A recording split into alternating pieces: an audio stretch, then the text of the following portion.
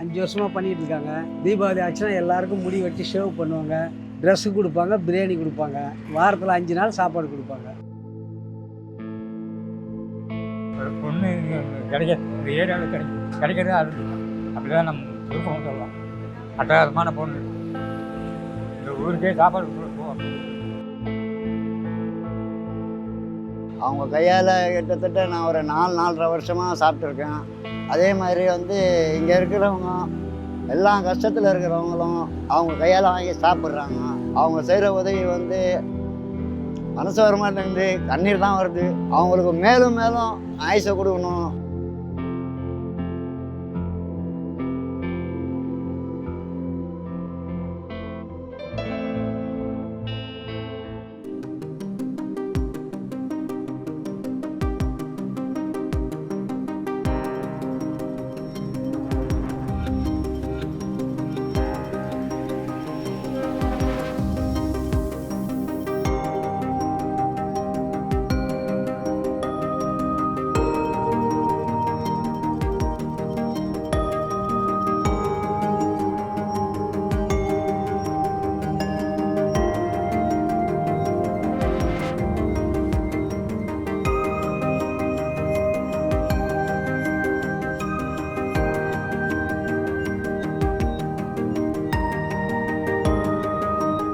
கோயம்பேடை சுற்றி இருக்க அத்தனை மக்களுக்கு சாப்பாடு போட்டிருக்கீங்க, குறிப்பாக திருவாரூர் இருக்க மக்களுக்கு. கொரோனா காலகட்டத்தில் தான் இந்த சேவை. அதுக்கு முன்னாடி நான் எத்தனை இடத்துல ஹெல்ப் பண்ணியிருந்தாலும் கொரோனா காலகட்டத்தில் மக்கள் ரொம்ப பேர் பசியோடு இருக்கிறதையும் இறந்து போகிறதையும் கண்ணால் பார்த்துட்டு என்னால் இருக்க முடியல. ஃபீல்டுக்கு இறங்கி நம்ம உயிர் போனாலும் பரவாயில்ல, மக்களுக்கு ஏதாவது செய்யணும்னு இப்போ இருந்தே நான் சர்வீஸ் பண்ணுவேன். சென்னை உழைக்க வந்த இடம். நம்ம வீட்டிலேயே சாப்பிட்டுட்டு இப்படி கையேந்தி சாப்பிடும்போது சாப்பாடு நம்மளுக்கு வாய்க்கு ருசியாவோ மனசுக்கு நிறைவாவோ இல்லை. கடமைக்கு பசி போக்கினா போதும் அப்படின்னு சாப்பாடு வாங்கி சாப்பிட்ட மாதிரி தான் இருக்கு. அப்போ முடிவு பண்ண நம்ம நல்லா இருக்கும்போது இவ்வளவு முடியுமோ வாய்க்கு ருசியா மனமா சாப்பாடு போடும். ஹெல்ப் கேட்டு நீங்க நிறைய பேரை அணுவீங்க, நிறைய பேர் உங்கள்கிட்ட அனுபவம், நிறைய பேர் சப்போர்ட் பண்ணாலும் சில கசப்பான அனுபவங்கள் கண்டிப்பா நடந்திருக்கும். 1-2 இருக்கு. நான் சோறு போடுறேன், நான் அந்த துணியை போடுறேன். எனக்கு இப்ப முதுகு வலி இருக்கு, புடவை கட்டிட்டு உள்ள பெல்ட் எல்லாம் போட முடியும். கிளவி பாரு என்ன ட்ரெஸ் போட்டல, இதோட விலை 300 ரூபாய். இந்த 300 ரூபாய்க்கு 1000 கமெண்ட் போடுவாங்க. பத்தியா அவளுக்கு வாழ்வு என்ன ட்ரெஸ் போட்டிருக்கா பாரு. செக்ஸுவல் டார்ச்சர் இதுல அதிகமா வரும். நம்மளோட ஃபோன் நம்பரை சமூக வலைதளத்துல தயவு செய்து ஹெல்ப் பண்ணுங்க அப்படின்னு கெஞ்சி உண்மையில கண்ணீர் வடிக்க அந்த போஸ்ட்டை போடுவாங்க. அந்த போஸ்ட்ல இருந்து நம்பர் எடுத்து மனசாட்சியே இல்லாம அம்மனை கட்டியா வீடியோ கால்ல வருவாங்க. மனசாட்சி மனசு எல்லாம் இருக்கு, நல்ல குணமும் இருக்கு. இதையும் தாண்டி செய்யணுங்கிற எந்த எண்ணத்தை கேவலப்படுத்துற மாதிரி ஒரு சில பேர் இதுல கமெண்ட் போடுவாங்க. ஐயோ இந்த தொழிலுக்கு வேற ஏதாவது பண்ணுங்க, வரியா என்கிட்ட வா நான் பிச்சை போடுறேங்க. ஒருத்தர் போய் இவங்களுக்கு பண்பார்வையில பெண்கள் சமூக சேவை செஞ்சா இதுதான் என் சொத்து, இதுதான் என் சொத்து, என் சொந்த வீடு கிடையாது, சொத்து பத்து கிடையாது, விசாரிச்சுக்கோங்க. வண்டி வாகனம் எதுவுமே என் பேர்ல கிடையாது, யார் பேர்லயே வாங்கி வச்சிருக்கணும் அதையும் செக் பண்ணுங்க. இப்ப இல்லாத வழி எனக்கு நல்லா தெரியும், வீடு இல்லாத வழி. இப்ப அது கூட இல்லாதவங்க எத்தனை பேர். இந்த சேவையை நீங்க பண்ணிட்டு இருக்கீங்க. உணவு வழங்குற இடத்துல நாங்க பார்த்தோம், அவ்வளவு பிரச்சனைகள். சாப்பாடு வாங்குறது தான் நிக்கிறாங்க, அதுல திட்டுறாங்க. ஒரு தாத்தாலாம் 2 வாரத்துக்கு முன்னாடி கியூல நின்றுருக்காரு, சோறு காலி ஆயிடுச்சு. நான் என்ன செய்வேன், நாசமா பேருவேன், மண்ணா பேருவேன், வெட்டா பேருவெட்டு போறாரு. கட்டிட்டு போவான், சோறு போடலாம், சோறு இல்லாதவன் என்ன மோகா அந்த மோவா இந்த மோவா நாசமா பேருவேன், மண்ணெளி தட்டி போய். இப்ப 1000 பேர் என்ன மகளேன்னு கூப்பிட்டா கூட ஆரம்ப காலகட்டத்துல அம்மா அப்பாவை இழந்து நிக்கிற என்ன மகளே பாமக்களே உட்காருமா அப்படின்னு அன்பா பேசினது.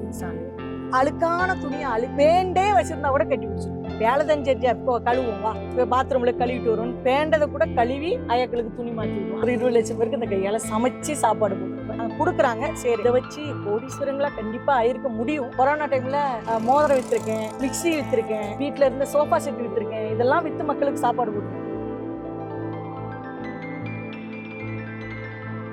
ஆச்சி மசாலா, எந்த சமையலும் ருசி தேடும் ரகசியம். 20 ரூபாய். மெரிபா பன்னீர் சோடா, ஐ ட்ரஸ்ட் மெரிபா.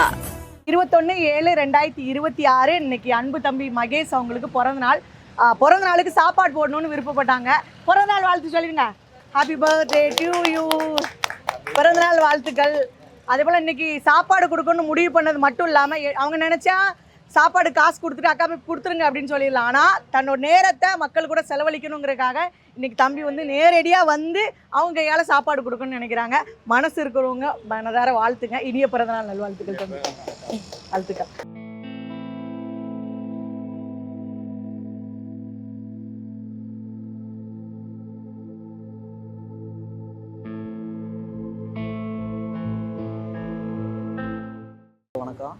நான் இன்ஸ்டாகிராமில் அந்த அக்காவை தான் ஃபஸ்ட்டு பார்த்தேன். அதுக்கு முன்னாடி தெரியாது எனக்கு. இந்த அக்காவுக்கு வந்து அக்கா வந்து எல்லாருக்கும் சாப்பாடு எல்லாருக்கும் கொடுத்துக்கிட்டு இருந்தாங்க. சரி காசு பணம் இல்லாமல் கஷ்டப்பட்டு எல்லாருக்கும் பண்ணிகிட்டு இருந்தாங்க. சரி எனக்கு இன்றைக்கி பிறந்த நாள், சரி நம்மளால் முடிஞ்சது ஏதோ செய்வோன்னு ரொம்ப நாளாக பண்ணிக்கிட்டு இருந்தேன். அது எப்படி பண்ணுறது என்னென்னு தெரியல, யார் மூலயமா பண்ணுறது என்ன ஏதுன்ட்டு. சரி இடையில இன்ஸ்டாகிராம் அக்கா ரீல்ஸ் பார்த்தேன். ரீல்ஸை பார்த்து எல்லாருக்கும் பண்ணிக்கிட்டு இருந்தாங்க. இப்போ முடிஞ்ச அளவு எல்லோரும் சப்போர்ட் பண்ணுங்கள். அந்த அக்காவுக்கு எதுவும் முடிஞ்சது பண்ணி கொடுங்க, அவ்வளோதான். நன்றி. மதிப்புக்குரிய உமா மேடம் அவர்களுக்கு ரொம்ப ரொம்ப நன்றி. அவங்க கையால் கிட்டத்தட்ட நான் ஒரு 4-4.5 வருஷமாக சாப்பிட்ருக்கேன். அதே மாதிரி வந்து இங்கே இருக்கிறவங்க எல்லாம் கஷ்டத்தில் இருக்கிறவங்களும் அவங்க கையால் வாங்கி சாப்பிட்றாங்க. அவங்க செய்கிற உதவி வந்து ஆண்டவன் மனசு வர மாட்டேங்குது, கண்ணீர் தான் வருது. அவங்களுக்கு மேலும் மேலும் ஆயுசை கொடுக்கணும், நல்ல வாழ்க்கையும் கொடுக்கணும். அதே மாதிரி கஷ்டப்படுறவங்களும் அவங்க எந்த அளவுக்கு உதவி செய்கிறாங்களோ அது நீடிக்கணும். ஆண்டவன்கிட்ட நான் வேண்டிக்கிறேன் தான். நன்றி. அது மாதிரி ஒரு பொண்ணு கிடைக்க இந்த ஏரியாவில் கிடைக்கிறது அது அப்படி தான் நம்ம விருப்பம் சொல்லலாம். அட்டகாசமான பொண்ணு. இந்த ஊருக்கே சாப்பாடு அப்போ போகுது.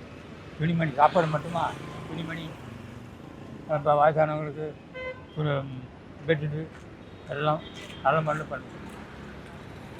ரொம்ப நல்ல பொண்ணு. என்னை பொறுத்த சாப்பாடு நல்லா இருக்குது, சூப்பராக இருக்குது. அது எப்பவுமே நல்லா கொண்டு வந்து 5 வருஷமாக பண்ணிகிட்டு இருக்காங்க. தீபாவளி ஆச்சுன்னா எல்லாருக்கும் முடி வெட்டி ஷேவ் பண்ணுவாங்க, ட்ரெஸ்ஸு கொடுப்பாங்க, பிரியாணி கொடுப்பாங்க, வாரத்தில் 5 நாள் சாப்பாடு கொடுப்பாங்க. 5 வருஷமாக எனக்கு தெரிஞ்சு.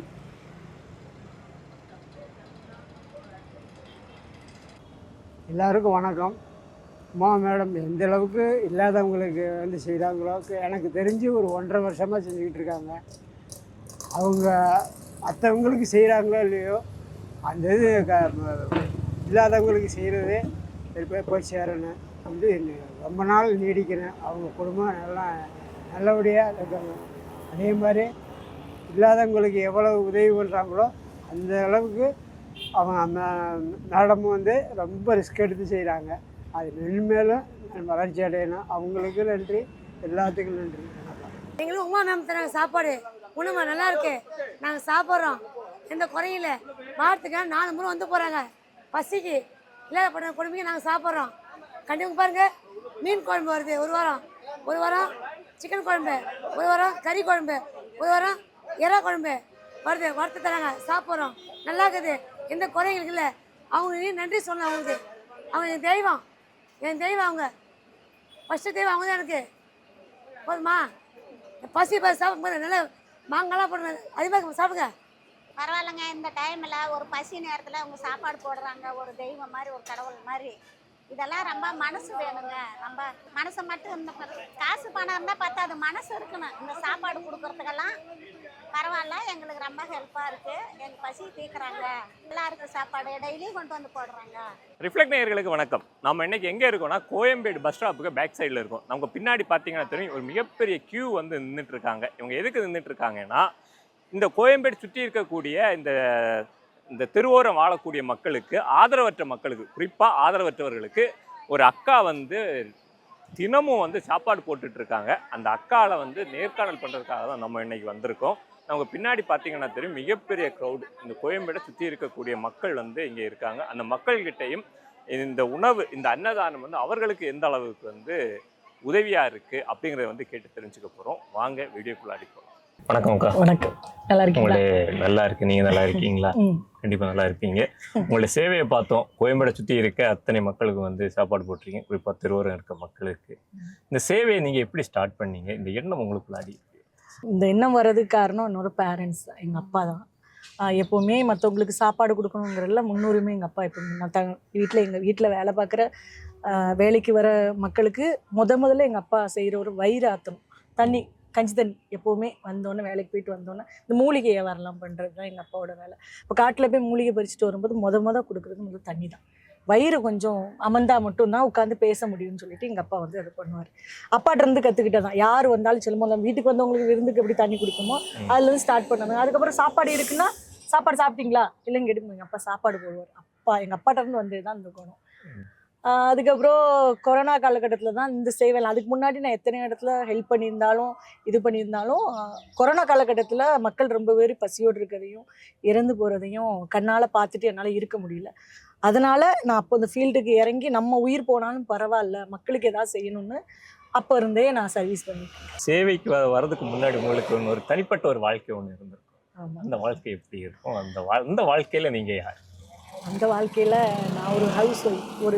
ஒரு குடும்பத்தில் ஒரு நல்ல மகள், நல்ல தங்கச்சி, நல்ல அக்கா, கோபக்கார அக்கா. என் தம்பிக்கிற கோபக்கார அக்கா. எங்கள் அண்ணனை பொறுத்த வரைக்கும் ராட்சசி, எருமாடு, சொல் பேச்சே கேட்காது, ஒரு திமிர் பிடிச்சவன்.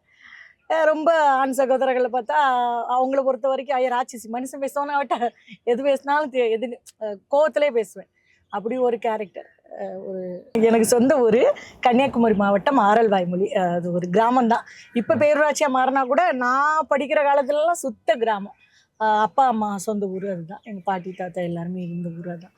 அங்கேருந்து நான் சென்னைக்கு வந்ததெல்லாம் ஒரு பெரிய கதை. அது வலி. அது அந்த கதைன்னு சொல்கிறத ரொம்ப பெயின்ஃபுல்லான ஒரு விஷயம். அதெல்லாம் சொல்லவே முடியாது, அந்த அளவுக்கு பெயின். நான் எங்கள் ஹஸ்பண்ட் இறந்ததுக்கப்புறம் எங்கள் அப்பா தான் எனக்கு எல்லாமே என் வாழ்க்கையில். நான் இப்போ தைரியமாக இருக்கேன்னா காரணம் எங்கள் அப்பா தான். அதே போல் நான் கோபப்படுறதுக்கு எல்லாமே காரணம் எங்கள் அப்பா தான். ஏன்னா அவர் சொல்லி கொடுத்த வழி தான் இந்த நிமிஷம் வரைக்கும் நடந்தது. நர்சிங் முடிச்சுட்டு அவர் எங்கள் ஹஸ்பண்ட் இறந்ததுக்கப்புறம் நான் கோயம்புத்தூரில் ஒர்க் பண்ணது. அங்கேருந்து வேர்ல்டு ரெக்கார்டு கம்பெனியில் சேர்மனாக, இன்னொரு கம்பெனி சிஓவாக பொறுப்படுத்து தான் சென்னை வந்து உழைக்க வந்த இடம், வேலைக்காக வந்த இடம். இந்த ஊருக்கு நான் வந்த புதுசில் ஒரு பெரிய எனக்கே ஒரு அநியாயம் நடந்துச்சு. அப்போ ட்ரெயின் ஓட்டி இறங்கும்போது எல்லாமே களவு போயிடுச்சு. அப்போது நான் அந்த ரோட் சைடில் அந்த ட்ரெயின் பஸ் ஸ்டாண்ட்லேயும் ரயில்வே ஸ்டேஷன்லேயும் அந்த பஸ் ஸ்டாண்டுக்கு வெளியே, அந்த ரயில்வே ஸ்டேஷன் வெளியே இருக்கிற பஸ் ஸ்டாண்ட்லேயும் 3 நாள் சாப்பாடு இல்லாமல் இருந்திருக்கு. நல்ல சாப்பாடு. அப்போது அந்த சாப்பாடு அங்கெல்லாம் கொடுப்பாங்களே. இப்போ நான் இப்போ எல்லாருக்கும் சாப்பாடு கொடுக்குமே, இந்த கைங்கரியம் இது மாதிரி மற்றவங்கள்ட்ட சாப்பாடு வாங்கி சாப்பிடும்போது சாப்பாடு கொடுத்தவங்கள குறையா சொல்லலை. நம்மளுக்கு நம்ம வீட்டிலேயே சாப்பிட்டுட்டு இப்படி வந்து கையேந்தி சாப்பிடும்போது அந்த சாப்பாடு வந்து நம்மளுக்கு வாய்க்கு ருசியாவோ மனசுக்கு நிறைவாவோ இல்லை.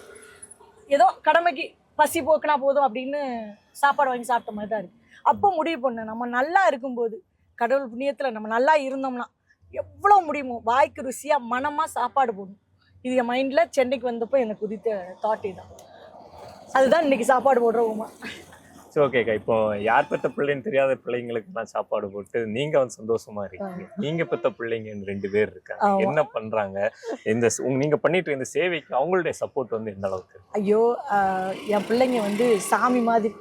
உலகத்திலே வந்து இப்படி ஒரு பிள்ளைங்க பெற்றெடுக்குது கடவுள் எங்கேயோ கொடுத்து வரோம். ஒரு பக்கம் பிள்ளைங்க வந்து கொஞ்சம் மூடிதான்.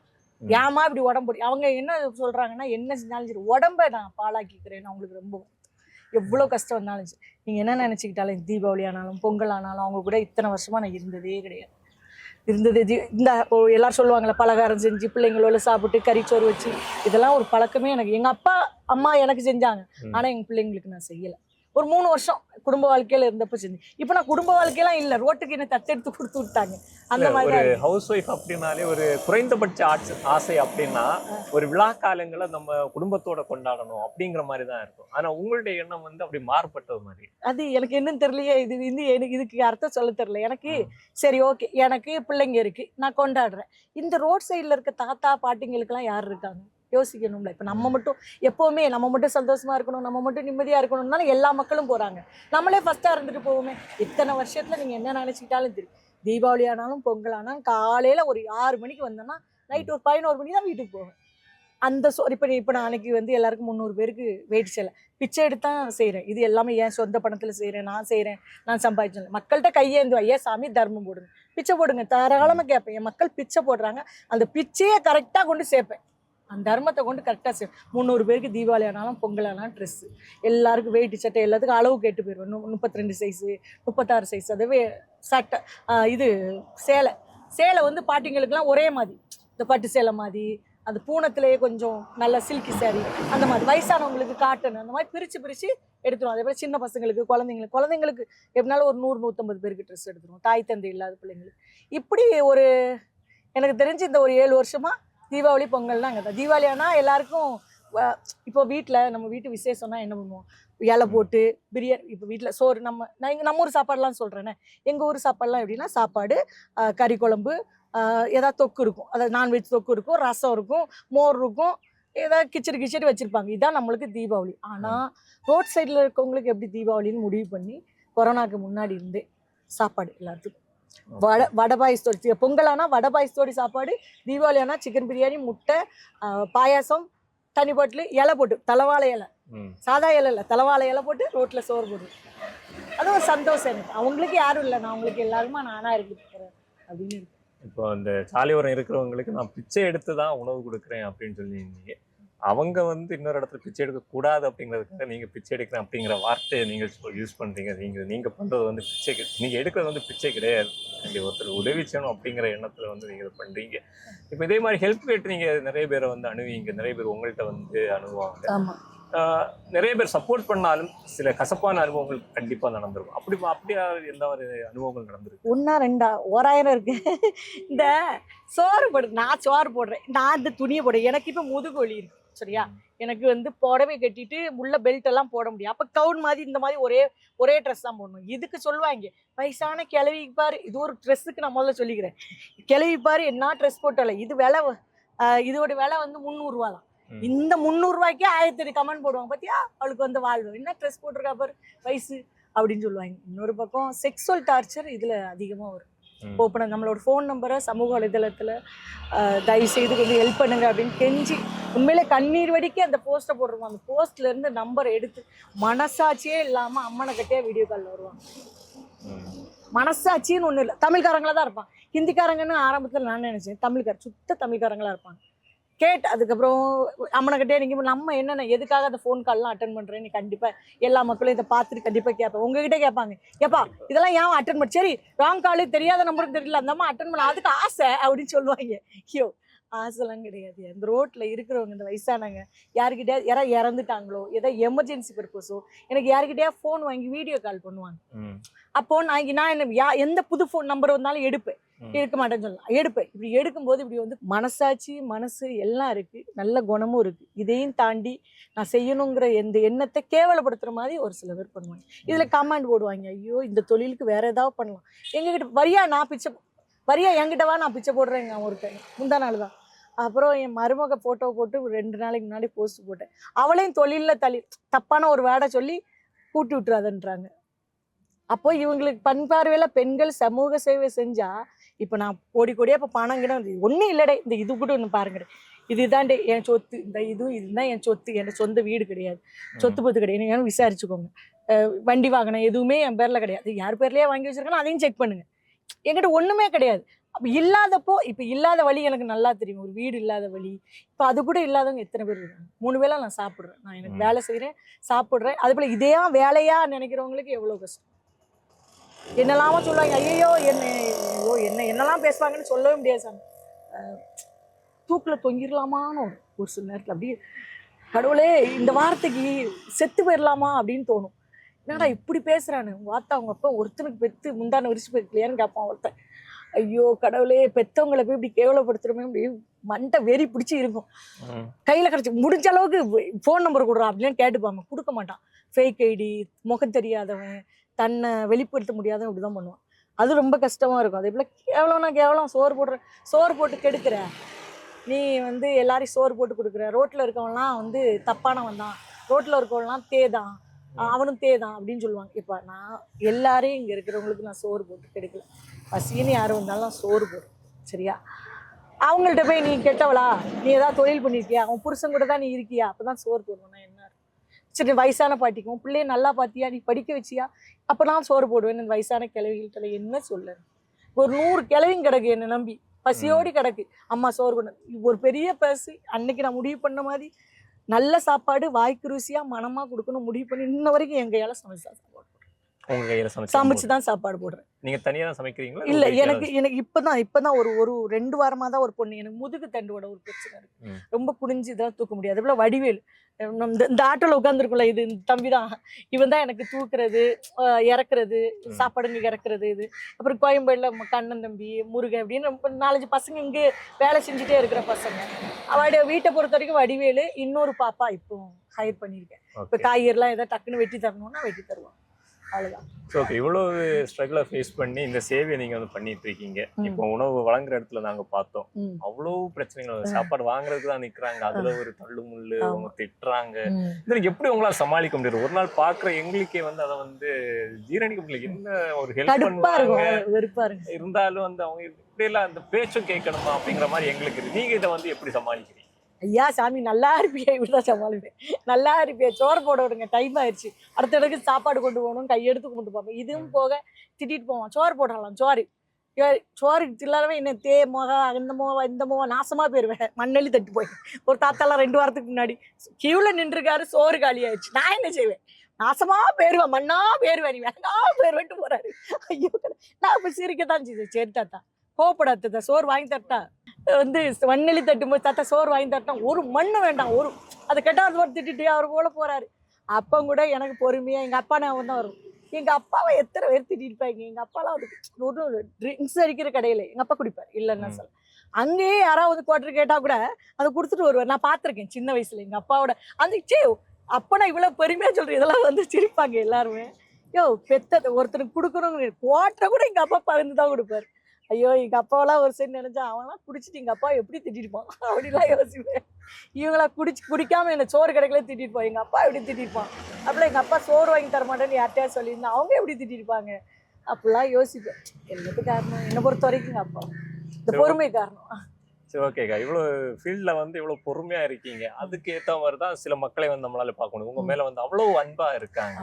அது காரணம் என்ன? இப்போ வந்து நீங்கள் டெய்லி வாரீங்க, சாப்பாடு கொடுக்குறீங்க, உங்களை மாதிரி இன்னும் பலர் வரலாம், சாப்பாடு கொடுக்குறாங்க. இருந்தால் உங்கள் மேலே வந்து ஒரு தனி பாசம் இருக்கு, எல்லாரும் பார்க்க முடியுது. எல்லாரும் வந்து உங்களை வந்து விசாரிக்கிறதுனால, நீங்கள் அவங்கள விசாரிக்கிற விதமாக இருந்தாலும் சரி, அதுல வந்து ஒரு அன்பை வந்து நம்மளால பார்க்க முடியுது. என்ன காரணம்?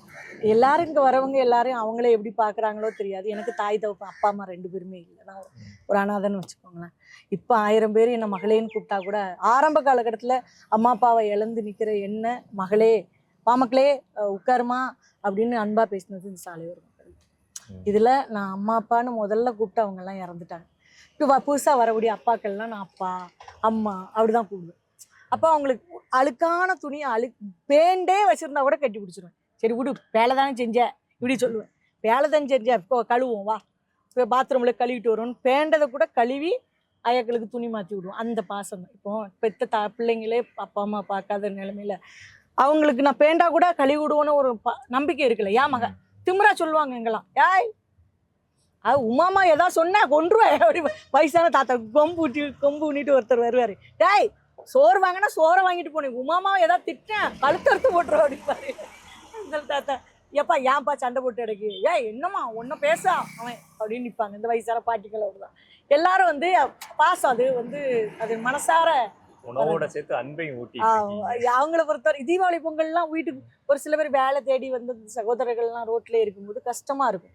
வீட்டுக்கு போங்க அப்படின்னு சொன்னா அவங்க சொல்லுவாங்க என்கிட்ட, அம்மா வீட்டுல சண்டை போட்டு வந்துட்டேன், என்னால முடியல அப்படின்னு சொல்லுவாங்க. சரி ஓகே, ஊருக்கு போங்கன்னு பஸ் ஏற்றி எத்தனை பேர் பஸ் ஏற்றி இங்கேருந்து ஊருக்கு போயிட்டு எனக்கு ஃபோன் பண்ணி சொல்லியிருக்காங்க.